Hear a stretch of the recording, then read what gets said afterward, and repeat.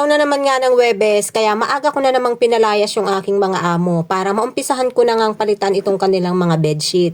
Sa lahat talaga ng trabaho dito sa bahay, bukod sa pagluluto, ito talaga ang isa sa pinakaayaw ko. Tuwing winter lang naman, kasi nga ngayong winter ay ang bibigat ng mga kumot na ginagamit namin. Bukod sa makakapal ay napakalalaki pa nga ng mga ito, kaya naman hirap na hirap talaga akong palitan itong cover. Bukod sa nangangalay talaga ang likod ko, nakakangalay sa braso, ay kulang lang ay pumasok ako sa loob ng cover para lang mapalitan ko ng maayos yung kanilang kumot na yan. Nga lang isang kumot yung kailangan kong palitan dahil dalawa pa.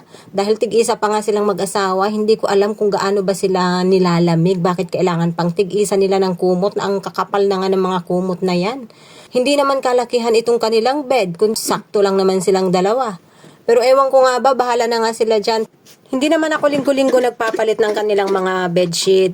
Meron talaga akong schedule sa pagpapalit ng mga bedsheet dito sa bahay. Dito nga sa mga amo ko ay every 2 weeks. Sa alaga ko naman ay every week. So every Wednesday ko nilalaban yung sa alaga ko. At yung sa akin naman, dahil ako lang naman ang natutulog sa bed ko, ay tuwing katapusan naman ako nagpapalit ng aking bedsheet.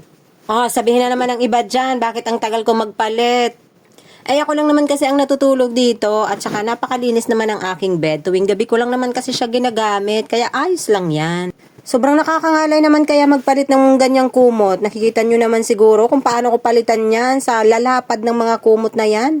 Sa pagpagpag pa lang ay talagang hirap na ako. Ngalay na nangalay na yung braso ko. Pagkatapos kong mapalitan ng cover, syempre hindi pa natatapos dyan. Kailangan ko pang tupiin niya ng maayos ang kanilang bed. Wala namang standard ang mga amo ko pagdating sa mga ganyang bagay. Wala nga silang pakialam sa mga ganyan. Ako lang tong masyadong maarte. Gusto ko kasi maayos at malinis tingnan palagi.